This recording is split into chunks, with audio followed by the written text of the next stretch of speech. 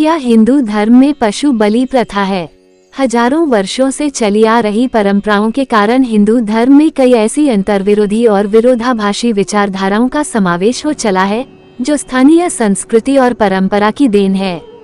जिस तरह वट वृक्ष पर असंख्य लताएं, जंगली बेलें चढ़ जाती है, उसी तरह हिंदू धर्म की हजारों वर्षों की परंपरा के चलते कई स्थानीय परंपराओं की लताएं भी धर्म पर चढ़ गई है। उन्हीं में से एक है बलि परंपरा या प्रथा। बलि प्रथा देवताओं को प्रसन्न करने के लिए बलि का प्रयोग किया जाता है। बलि प्रथा के अंतर्गत बकरा, मुर्गा या भैंसे की बलि दिए जाने का प्रचलन है। हिंदू धर्म में खासकर मां काली और काल भैरव को बलि चढ़ाई जाती है। उन्हें बलि चढ़ाने के लिए कई तरह के तर्क दिए जाते हैं। सवाल यह उठता है कि क्या बलि प्रथा हिंदू धर्म का हिस्सा है? यदि वेद और पुराणों की माने तो नहीं, और यदि अन्य धर्मशास्त्रों की माने तो हाँ। हालांकि वेद, उपनिषद और गीता ही एकमात्र धर्मशास्त्र है, पुराण या अन्य शास्त्र नहीं।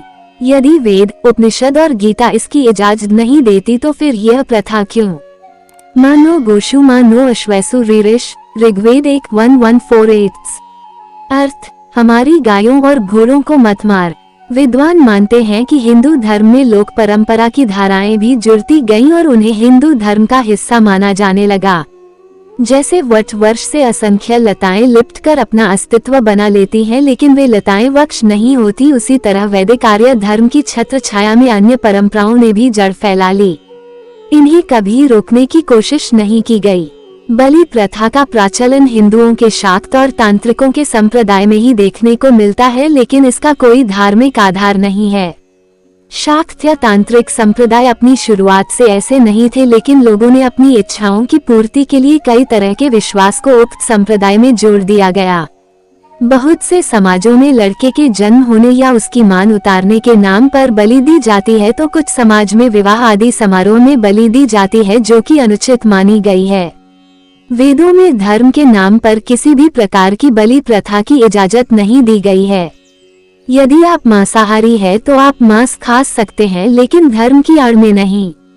इम्यूनायो वरुणस्य नाभिन त्वचम पशुना द्विपदा चतुष्पदाम त्वष्टु प्रजाना प्रथम जानिन्नम अग्ने माहिषसी परमे व्योम। अर्थ, उन जैसे बालों वाले बकरी, ऊंट आदि चौपायों और पक्षियों आदि दो पगों वालों को मत मार। यजु 13/50। पशु बलि की यह प्रथा कब और कैसे प्रारंभ हुई, कहना कठिन है। कुछ लोग तर्क देते हैं कि वैदिक काल में यज्ञ में पशुओं की बलि दी जाती थी। ऐसा तर्क देने वाले लोग वैदिक शब्दों का गलत अर्थ निकालने वाले हैं। वेदों में 5 प्रकार के यज्ञों ब्रह्मयज्ञ, देवयज्ञ, पितृयज्ञ, वैश्वदेव यज्ञ और अतिथि यज्ञ का वर्णन मिलता है। पशु बलि प्रथा के संबंध में पंडित श्री राम शर्मा की शोधपरक किताब पशु बलि, हिंदू धर्म और मानव सभ्यता पर एक कलंक पढ़ना चाहिए। न कि देवा इनिमसी न क्यायोप्यामसी मंत्र श्रुत्यम चरामसी सामवेद 2/7। अर्थ, देवों, हम हिंसा नहीं करते और न ही ऐसा अनुष्ठान करते हैं, वेद मंत्र के आदेशानुसार आचरण करते हैं। वेदों में ऐसे सैकड़ों मंत्र और ऋचाएं हैं जिससे ये सिद्ध किया जा सकता है कि हिंदू धर्म में बलि प्रथा निषेध है और यह प्रथा हिंदू धर्म का हिस्सा नहीं है।